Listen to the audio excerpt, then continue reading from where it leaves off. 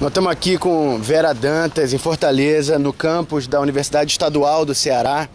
E ela está mostrando para a gente o espaço Ecobe, que é um espaço de promoção da saúde, de inovação científica, artística, cultural, e onde eles vêm desenvolvendo modelos novos de atenção à saúde com grande sucesso.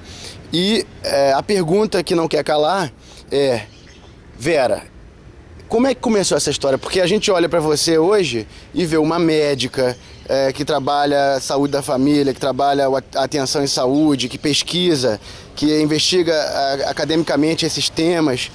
E a gente pensa logo, né? Não é uma médica comum, não é uma médica média, né? Ela é uma médica excepcional. Por que você ficou essa médica excepcional, né? Essa médica diferente, que na verdade não é tão diferente assim, né? Quando a gente olha para a história da medicina e olha para a medicina eterna e não a medicina moderna. Como é que aconteceu isso? Conta pra gente. Vitor, na realidade, eu sou filha de um trabalhador rural. Eu me criei na zona rural, me criei no meio do mato, né? E vivendo todas as dores e as delícias de viver no mato, né? E quando e com muita dificuldade, estudei na escola pública e entrei na universidade. E ainda na universidade, para mim, uma coisa que tinha muito claro, sempre teve para mim, é que eu fui uma privilegiada em relação, por exemplo, fui a primeira pessoa da minha cidade a entrar num curso de medicina, eu sou de uma cidade pequenininha do interior, né?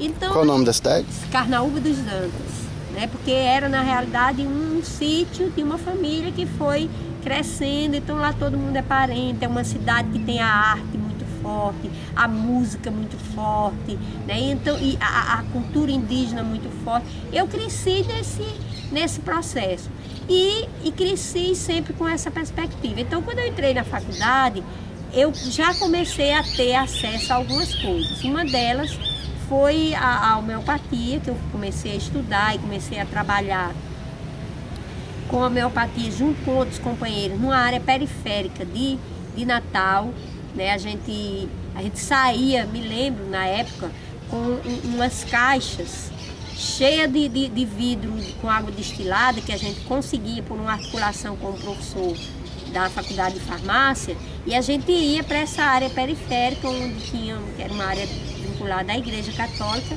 que tinha uns ambulatórios que eram articulados pela Pró-Reitoria de Extensão, e a gente ia para lá atender com homeopatia ali na periferia, né?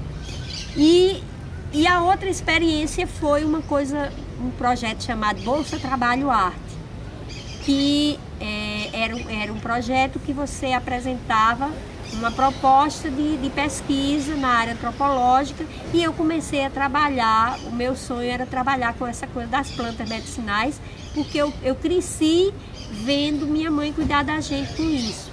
E eu comecei com uma experiência chamada Medicina Popular nas Feiras Livres, que eu fui conhecendo os raizeiros que estavam nas feiras, as plantas. Depois fui trabalhar com os curadores, né? E depois fui trabalhar com os terreiros de Umbanda e Candomblé. Umbanda porque em Natal não tinha muito Candomblé, né? E eu terminei sendo envolvida num projeto de pesquisa de uma antropóloga argentina chamada Vicentalba Laurito, que foi estudar isso, eu fui pesquisadora auxiliar. E aí, quando eu me formei, terminei meu curso de especialização em homeopatia, fui para o interior, né, para trabalhar numa cidade do interior. E ao chegar, primeiro fui para uma cidadezinha pequena. Quando eu cheguei nessa cidadezinha, que eu fiquei mais ou menos 3 meses, quando era à noite, minha casa enchia de criança. Eu tinha 2 filhos pequenos, né, e eu comecei a brincar de teatro com esses meninos, porque eu sempre gostei de teatro, sempre fiz drama quando era pequena, brincava de circo. E aí eu comecei a brincar de teatro com meus filhos e outros meninos para brincar. E daqui a pouco a gente começou a ver que os meninos adoravam, e daqui a pouco a gente estava brincando de aprender a escovar o dente e aprender. E ali fui mexendo com o teatro. Quando eu chego em outra cidade, e nessa cidade eu fiquei muito pouco tempo, e nessa outra sim, ao chegar nessa cidade, era uma cidade no alto de uma serra, uma cidade a cidade mais próxima o acesso era por estrada carroçável, descendo essa serra. E nesse mês que eu cheguei na cidade, morreram 25 crianças de diarreia. Eu digo que bateu o sino da igreja 25 vezes inexoravelmente. E eu, naquela época, começando as experiências de trabalhar com soro oral, eu fazendo o esquema todo de distribuir o soro oral, né? A gente tinha dificuldade de medicamento, mas aí eu fui me lembrando das coisas que eu sabia de alimentação, por conta da homeopatia, e fui tentando, mas era muita história, era uma cidade predominantemente rural, e aí eu disse, eu sozinha não dou conta disso.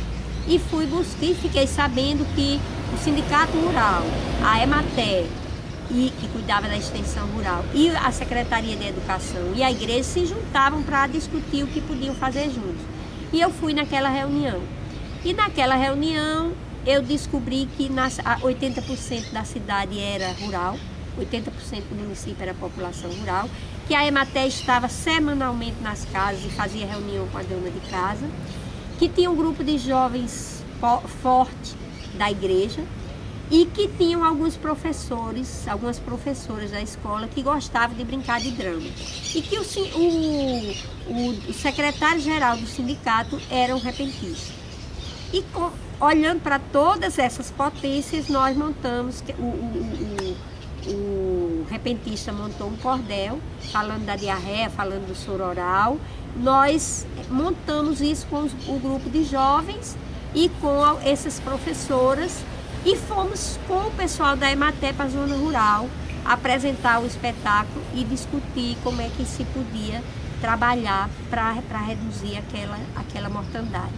E aí no sábado, reunião do Sindicato Rural virou tema da discussão. E daqui a pouco os professores, a secretária de Educação decidiu que ia fazer um curso para os professores, para trabalhar não só a diarreia, mas para discutir essas coisas da saúde, que os professores, a maioria na zona rural, tinha muita dificuldade.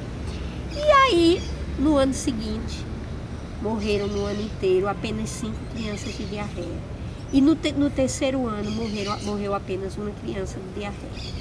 E eu comecei a ver a potência que era trabalhar a arte, a potência que era fazer o trabalho de forma coletiva, e aí também a potência que era aprender com as pessoas, porque nesse processo a gente foi vendo o que é que as pessoas usavam de planta, o que é que as pessoas tinham, e começamos a nos envolver com outras coisas.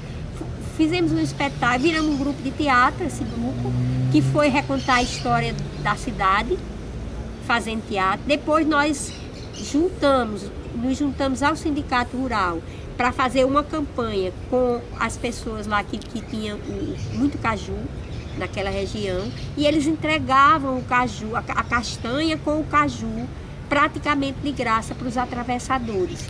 E nós fizemos na época um espetáculo de teatro, fomos para cima de caminhão para discutir que os trabalhadores não entregassem o caju, guardassem a castanha que podia esperar, e com o caju a gente podia alimentar os porcos, a gente podia fazer doce, a gente podia fazer carne do caju, e começamos a fazer oficinas junto com a EMATER na cidade inteira. Então assim, passei por muitas outras coisas, mas aqui foi o ponto de partida, ali foi o começo de tudo.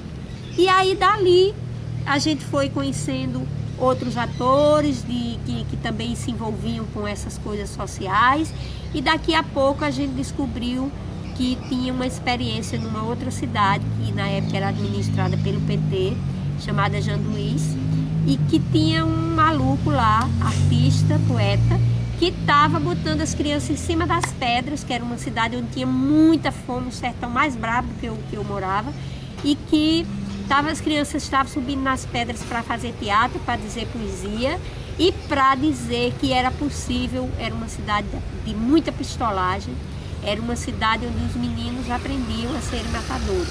E esse cara disse que era possível essas crianças sonharem com outras coisas. E ali nós fomos juntando várias pessoas e nos vimos nessa cidade de Janduí, junto com Ray Lima, Júnior Santos e outros atores, a construir um movimento que existe até hoje, chamado Movimento Escambo, que hoje ele se chama Movimento Escambo Livre de Rua, que que trabalha não, né? Onde as pessoas vivem a arte nessa perspectiva de serem mais, né? Como dizia o Paulo Freire. Então isso aqui foi configurando. Eu aprendi desde muito cedo que trabalhar com a arte, trabalhar com a educação era fundamental para fazer saúde.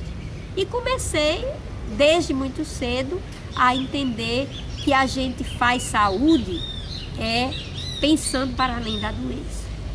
E aí isso eu levei para a minha caminhada. E aí fui caminhando. Saí, passei do Rio Grande do Norte, eu vim para o Ceará, passei por uma cidade chamada Quixadá, onde ali eu fiz parte das primeiras equipes de saúde da família do Brasil, e onde a gente também juntou 70 trabalhadores de saúde, motorista de ambulância, enfermeiro, dentista, agente comunitário, para montar um espetáculo que era assim, o título do espetáculo era Em Cima da Bucha com Saúde e Felicidade, né? E foi uma coisa maravilhosa, porque nós fomos para a rua com 75 pessoas, com a banda de música da cidade atrás e com os pacientes do CAPS, do Centro de Atenção Psicossocial, como atores importantes disso, né? Então, foi outro momento, assim, importantíssimo. Daí fui para a Bahia. Aí, na Bahia, a gente descobriu que era muito importante se articular com a campanha pela educação, porque as pessoas, tinha muitos analfabetos de todas as formas, né? Os analfabetos da leitura escrita, e tinham também pessoas vivendo há muitos anos sob o jugo de uma força política muito conservadora e muito ditadora, né? Que era na época a força política do ACM, né? E aquele grupo que estava começando a dirigir a cidade foi para além dos partidos, se juntou todos os outros partidos para dizer que podia levar as pessoas para trabalhar de uma forma diferente. E nós nos vimos envolvendo o reizado, que era uma coisa importante de lá, para discutir que era importante todo mundo na escola, né? E isso era saúde, né? Depois aí eu voltei para o Ceará e fui para uma cidade chamada Icapuí. E em Icapuí a gente começa a viver uma experiência junto com a saúde da família, onde era possível juntar saúde e cultura para que as pessoas, olhando para o seu corpo, aprendendo a conhecer e a cuidar do seu corpo, poderem ser gestoras da sua saúde e da sua vida. E como dizia uma senhora, Dona Vilani, uma moradora da Praia de Barreiras, onde morava também esse companheiro Raíno, foi junto com ele que a gente puxou essa experiência com o então secretário de saúde, Alcides Miranda. A Dona Vilani dizia, conhecer e cuidar do corpo para conhecer e cuidar do mundo. Então foi com essa caminhada que eu cheguei a Fortaleza e que aqui a gente começou a perceber que era possível movimentos diferentes, experiências diferentes se juntarem para compartilhar seus saberes. E essa foi a experiência da ANEPS, que existe até hoje, que gerou isso aqui e que hoje dialoga com a Secretaria Municipal de Saúde de Fortaleza, com a ideia de um sistema de saúde de escola que incorpora a educação popular, que é a experiência dos Cirandas da Vida. Que maravilha. Uma pergunta. Na sua visão, na sua opinião, qual o principal desafio que nós temos que superar? Nós médicos, nós cidadãos, nós cientistas, né, no nosso país hoje? Eu acho que um primeiro desafio é o da formação. E o segundo desafio é o da reflexão sobre a realidade. E para mim, assim, para que a gente possa mudar as práticas de saúde, para que a gente possa pensar uma realidade onde as pessoas possam ser felizes, possam viver bem, né, com a tão falada qualidade de vida, é preciso que a nossa formação vá para além do objetivo, do cartesiano, vá para além do físico, que ela possa ser uma educação que contemple como eu aprendi com os povos indígenas, por onde eu passei também nessa vinda, onde a espiritualidade, onde a saúde, a espiritualidade, a luta, tudo faz parte da formação, né? E onde a gente possa pensar que ninguém sabe tudo. Então, que os médicos não podem continuar sendo formados em uma redoma, onde eles são mais do que os outros, onde eles sabem tudo, e tudo que não é formação médica é subalterno a eles. Então, precisamos vencer isso na formação. E precisamos refletir sobre o que a gente faz. E refletir sobre o que a gente faz, fazendo pesquisa, produzindo coisas, a partir do cotidiano. A partir do cotidiano. Então, o que eu faço como médica,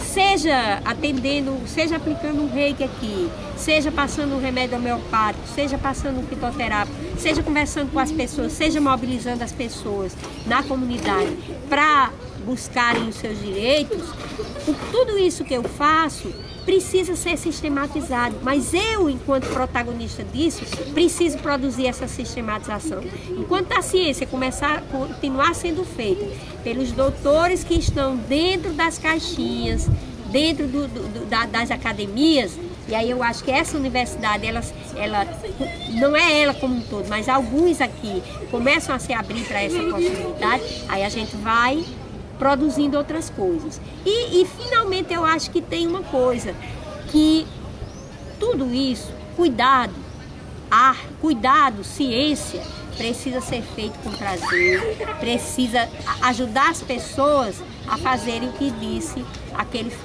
filósofo chamado Spinoza, né? E que eu acho que o Paulo Freire, com outras palavras, também disse, né? Precisa que as pessoas despertem para as suas paixões alegres. Né? Precisa que as pessoas despertem o seu esforço de viver, a sua alegria de viver, de existir, de produzir coisas, de criar. Então, quando há a pesquisa, quando há